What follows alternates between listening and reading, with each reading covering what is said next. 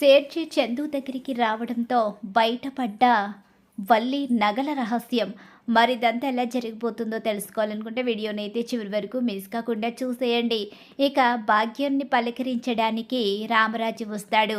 రామరాజు వెళ్ళిపోయిన తర్వాత ఆంటీకి మంచి ట్రీట్మెంట్ ఇవ్వాలి అని చెప్పేసి సాగర్ అంటూ ఉండగానే ఈలోగా నర్మద ఇక ఇది కేరళ ట్రీట్మెంటు అంటూ ఒక కర్ర తీసుకుని కాలు మీద తెగ కొడుతూ ఉంటుంది. ఏంటి పాపం ఆంటీకి ఇంకా స్పర్శ కనిపించడం లేనట్టుంది. అత్తయ్యకి నువ్వు ఇచ్చే ట్రీట్మెంట్ సరిపోవడం లేదనుకుంటా వదిన, నీకు కొంచెం బలం తక్కువ కదా. అమ్మో, వీళ్ళు గట్టిగానే ప్లాన్ చేసి నన్ను ఇక్కడి నుంచి పైకి లేపడానికి ట్రై చేస్తున్నారు. అమ్మో, అమ్మ పని అయిపోయింది ఇంకా అని చెప్పేసి అనుకుంటూ ఉంటుంది వల్లి అయితే. ఇక వల్లి వదిన అయితే కాస్త బొద్దుగా ఉంటుంది కదా, వల్లి వదిన ట్రీట్మెంట్ ఇస్తే ఖచ్చితంగా ఇక వాళ్ళ అమ్మగారు లేచి కూర్చుంటారు. పాపం ఎన్ని రోజులని వల్లి వదిన ఇక్కడ ఉంటుంది, పైగా ఈవిడ ఎన్ని రోజులని మంచం మీద ఉంటారు. అందుకనే ట్రీట్మెంట్ అనేది గట్టిగా ఉండాలి వదిన, నువ్వు అంత స్లోగా కొట్టడం వల్లే పాపం ఆవిడకు ట్రీట్మెంట్ సరిగ్గా అందడం లేదు అని చెప్పేసి సాగర్ ఆట పట్టిస్తూ ఉంటాడు. అలా ఎలా అయితే ఇక కాళ్ళ మీద తెగ కొట్టి కొట్టి ఇక బుద్ధొచ్చేలా భాగ్యానికి చేసి మళ్ళీ రేపొస్తాం ట్రీట్మెంట్ ఇవ్వడానికి, రేపటితో మీ ట్రీట్మెంట్ పూర్తయిపోతుంది, ఖచ్చితంగా మీ అమ్మగారు లేచి కూర్చుంటారు. వదిన నువ్వేమీ టెన్షన్ పడకు, నువ్వు టెన్షన్ పడి బాధపడద్దు, నువ్వు బాధపడితే అన్నయ్య బాధపడతాడు కదా, అందుకని రేపు మేము ట్రీట్మెంట్ ఇచ్చి ఎలాగైనా మీ అమ్మగారు లేచి కూర్చొనేలా చేస్తామని చెప్పి అక్కడి నుంచి వెళ్ళిపోయేసరికి ఇక కాళ్ళన్నీ నొప్పులు వచ్చేసి తెగ ఇక నొక్కుకుంటూ అమ్మ బాబోయ్ చంపేసేలా ఉన్నారు వీళ్ళు, ఇప్పుడు నేను ఆడే నాటకానికి తెరదించకపోతే వీళ్ళు నన్ను రేపొచ్చి నిజంగానే చంపేస్తారని చెప్పేసి భాగ్యం అయితే ఇక తన పని అయిపోయిందని చెప్పి అనుకుంటూ ఆ కాళ్ళని ఊదుకుంటూ ఉంటుంది. ఇక ఆ కరెంట్తో కొట్టడంతో తెగ బాధపడిపోతూ ఉంటుంది భాగ్యం. అలా వాళ్ళు ఆడిన నాటకానికి కాస్త బుద్ధి చెప్తారు ధీరజ్ అలాగే నర్మద. ఇద్దరు కూడా ప్రేమ పక్క నుండి నవ్వుకుంటూ ఉంటుంది. అలా వాళ్ళైతే వెళ్ళిపోతారు కాబట్టి ఇక వాళ్ళు బయటకు వచ్చి రేపు వచ్చి ఎలాగైనా సరే ఆవిడ నాటకానికి తెరదించాలి, లేకపోతే నాన్న దగ్గర ఎలా నటిస్తున్నారో చూసారా అని చెప్పి అంటూ ఉండగానే ఇప్పటికైనా అర్థమైందా మీ పెద్ద వదిన గారి గురించి? అర్థమైంది బాబు, రాక్షసి అని చెప్పేసి తన భార్యతో ఆడుకుంటూ ఉంటాడు ఒక ఆట ధీరజ్ అయితే. ఇలా జరుగుతూ ఉండగానే ఇక్కడ చూస్తే చందు అయితే తను అసలు ఆలోచిస్తూ ఉంటాడు సాగర్ విషయంలో. ఎందుకు ఎందుకు నాన్న ఇలా చేస్తున్నారు, నాన్న ఆలోచన తప్పని నేను అనడం లేదు, కానీ వాడేదో ఉద్యోగం కొనుక్కున్నాడు, ఉద్యోగం వచ్చింది కాబట్టి నెల జీతం రావడంతో వాడు సంతోషంగా అందరికీ బట్టలు తీసుకొచ్చాడు. కానీ ఆ బట్టల్ని నాన్న తగలబెట్టి వాడి మనసుని బాధ పెట్టాడు. వాడు తప్పు చేశాడు కాదని అనడం లేదు, కానీ నాన్నే కాస్త సర్దుకుపోయి ఉంటే సరిపోయేదేమో. ఇప్పుడు వాడి మనసు ఎంతగా బాధపడిందో, వాడి ఆలోచనలు ఎటు వెళ్ళిపోతున్నాయో తెలియదు. అన్నదమ్ములుగా మేము ముగ్గురం ఎప్పుడూ కలిసే ఉండాలి అనుకున్నాం, ఎప్పుడూ కలిసే బ్రతకాలి అనుకున్నాం. ఎవ్వరు మా జీవితాల్లోకి వచ్చినా మేం మాత్రం విడిపోకూడదని ఎప్పటికప్పుడు ముగ్గురం హ్యాపీగానే ఉండేవాళ్ళం. కానీ ఇప్పుడు మా జీవితాలు ఒకరికి పొంతన లేకుండా పోతున్నాయి. మా ముగ్గురు మధ్య ఎలాంటి డిఫరెన్సెస్ లేవు, ముగ్గురం బాగానే ఉన్నాం, కాకపోతే మా జీవితాలే అయోమయంగా ఉన్నాయి. ఇటు చూస్తే నా జీవితంలో నాకు వల్లి నన్ను ద్రోహం చేసింది, అటు చూస్తే ఇక చిన్నోడి పరిస్థితి అయితే అలా ఉంది. ఇటు ధీరజ్ అయితే భార్యతో ప్రస్తుతానికి సంతోషంగానే ఉన్నాడు, ఇంకా వాడు అయితే సెటిల్ కాలేదు. వాడి విషయంలో కూడా ఏదో డిస్టర్బెన్సెస్ అనేవి ఏర్పడుతూనే ఉన్నాయి.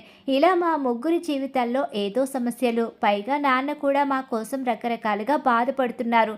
మా కుటుంబంలో కాస్త సమస్యలు కూడా ఎక్కువవుతున్నాయి. ఈ సమస్యలన్నీ పోవాలి అంటే సాగర్ ఉద్యోగాన్ని వదిలేయాలి. అలాగే ఇక వల్లి గురించి నాన్న తెలుసుకుంటే అప్పుడు నాకు మనసు ప్రశాంతంగా ఉంటుంది. అప్పుడు నాన్న ఏ నిర్ణయం తీసుకున్నా నేను దానికి తల వంచడానికి సిద్ధంగా ఉన్నాను. వల్లి నాకు వద్దు అని చెప్పేసి అనుకుంటూ ఉంటాడు. ఇక ఇలా అనుకుంటూ ఉండగానే ఈలోగా సాగర్ అయితే చందు దగ్గరికి వస్తాడు. సాగర్ వచ్చేసరికి ఏరా బాధపడుతున్నావా? బాధ కాకపోతే సంతోషం ఎలా ఉంటుందన్నయ్య, నీకు తెలుసు నా గురించి. నేను ఎంతో హ్యాపీగా బట్టలు తీసుకుని వస్తే నాన్న ఎలా చేశారో తెలుసా? నాన్న గురించి నీకు తెలియందేమో. ఏముంది. నాన్న నీతిగా నిజాయితీగా బ్రతకాలి అనుకునే మనిషి. అసలు ఎక్కడా కూడా రూపాయికి కక్కుర్తిపడే మనిషి కాదు. ఎలా ఎదిగారో ఎంత కష్టపడ్డారో కళ్ళారా మనం చూసాం. అలాంటిది మనం ఈరోజు ఆయన బాటలో నడవకుండా లంచాలిచ్చి ఉద్యోగాలు కొనుక్కొని మనకు నచ్చినట్టు జీవించాలి అంటే ఆయన తట్టుకోలేకపోతున్నారు. అందుకే అలా చేశారు. నా మాట విని ఉద్యోగం వదిలేరా, నువ్వు ప్రశాంతంగా ఉంటావు, మేము ప్రశాంతంగా ఉంటాం, అన్నదమ్ములుగా మన ముగ్గురం కలిసి ఉండాలన్నదే నా కోరిక. మన ముగ్గురిలో ఎవ్వరికి ఎలాంటి కష్టం వచ్చినా ఒకరికొస్తే మిగిలిన వాళ్ళం అందరం కూడా బాధపడాల్సి వస్తుంది. మన కుటుంబం సంతోషంగా ఉండాలంటే అది కేవలం ఇప్పుడు నీ మీద మాత్రమే ఆధారపడి ఉందిరా. నేనంటే నాన్నకు ఇష్టమని నువ్వనుకుంటావు. నాన్నకి మనందరం కూడా సమానమే. అందరం ఒకలాగే హ్యాపీగా బ్రతకాలని కోరుకుంటారు. అందరినీ సంతోషంగానే చూస్తూ ఉంటారు. నాన్న బట్టలు కాల్చేసింది ఒక్కటి మాత్రమే నువ్వు చూసావు.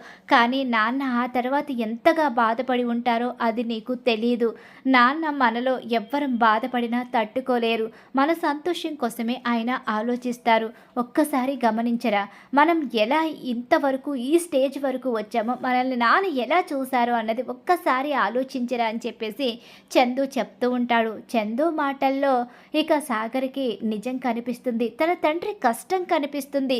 ఇంతకాలం తన తండ్రి వాళ్ళని ఎంతగా కష్టపడి పెంచాడో, వాళ్ళ మీద తన తండ్రి ఎన్ని ఆశలు పెట్టుకున్నాడో, ఇక ఒంటరిగా అనాథ అయి ఉండి ఎంత కష్టపడి ఈ స్టేజ్కి వచ్చాడో ఇదంతా కూడా సాగర్కి ఒక్కసారి తన కళ్ళ ముందు కనిపిస్తుంది.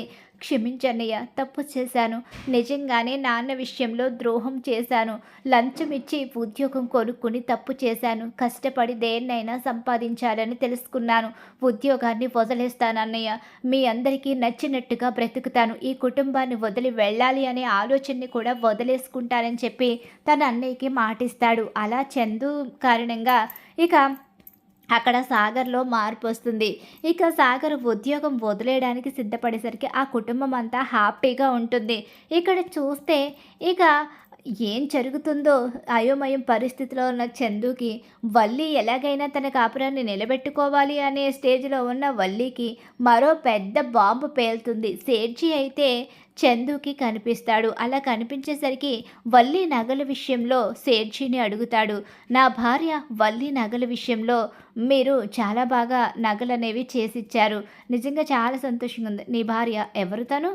అదే భాగ్యం గారు అమ్మాయి వల్లి. ఆనందరావు గారి అమ్మాయి వల్లి ఉంది కదా, తను నగలన్నీ మీ దగ్గరే చేయించుకున్నానని చాలాసార్లు చెప్తూ ఉండేది. మీరు నగలు కూడా చాలా బాగా చేసిచ్చారు. అయ్యో, ఆమె ఎప్పుడు నా దగ్గరికి వచ్చింది? ఆమె ఎప్పుడు నా దగ్గరికి రాలేదు. ఆమె అయినా బంగారం నగలు వేసుకునే అంత స్టేజ్ కూడా వాళ్ళకి లేదు. వాళ్ళు వేసుకునేవన్నీ గిల్టు నగలే. వాళ్ళు ఎప్పుడూ కూడా గిల్టు షాప్కి వెళ్ళి బంగారం అన్నట్టుగా ఆ నగల్ని కొని తెచ్చుకుంటూ ఉంటారు. మీ ఇంటికి ఆమె వేసుకుని వచ్చిన నగలన్నీ కూడా గిల్టు నగలే తప్ప బంగారం నగలు కావు.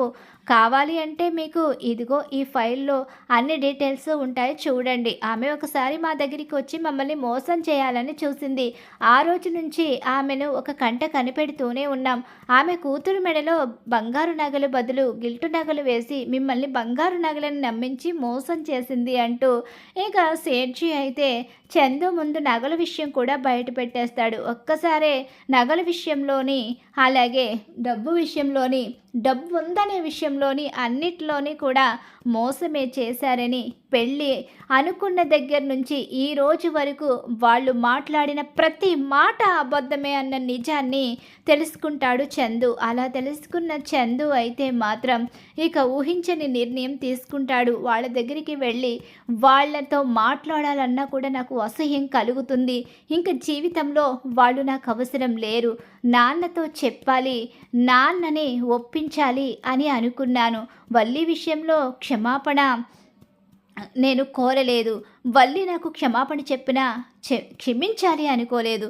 కానీ వల్లి విషయంలో ఎక్కడో చిన్న జాలుండేది. కానీ వల్లి మొదటి అడుగులోనే మోసమని తెలిసిన తర్వాత ఇంకా జాలిపోయింది. నాన్న దగ్గర పూర్తి నిజాలు బయట పెట్టి నాన్న చేతే వాళ్లకు బుద్ధి చెప్పిస్తాను అని చెప్పి నిర్ణయించుకుంటాడు చందు. అయితే అలా చందుకి మరో నిజం తెలిసిపోవడంతో ఇక శ్రీవల్లి జీవితం మొత్తానికి మొదటికే ఇక మోసమైతే జరుగుతుంది. శ్రీవల్లి ఇక భర్తకి ఫోన్ చేసేసరికి నీ మొదటి అడుగు నుంచి ఈ ఇంట్లోంచి చివరి అడుగు పెట్టిన దగ్గర నుంచి నీ మోసాలన్నీ నాకు తెలిసిపోయాయి. కాబట్టి ఇక నాకు ఫోన్ చేసే ప్రయత్నం కూడా చెయ్యకు. అలాంటి ప్రయత్నం చేస్తే ఇంటికొచ్చి చంపేస్తాను నిన్ను, నీ కుటుంబాన్ని. మరోసారి నాకు ఎదురు పడే ప్రయత్నం చెయ్యొద్దని చెప్పు అని చెప్పేసి పెద్ద షాకే ఇస్తాడు చందు అయితే. అలా ఊహించిన షాకు భాగ్యం కుటుంబానికి ఎదురవుతుంది. ఇక అలా చాలా పెద్ద షాక్ అయితే తింటారు వాళ్ళు. మరి ఖచ్చితంగా జరగబోయే కథలో ఇలా అయితే జరిగిపోతుంది. ఇలానే జరగాలని చెప్పి మీరైతే కోరుకుంటున్నారా? అయితే మా వీడియోని తప్పకుండా లైక్ చేసేయండి. మీరిచ్చే ఒక లైక్ సపోర్ట్ అండి ఎంకరేజ్‌మెంట్‌గా ఉంటుంది.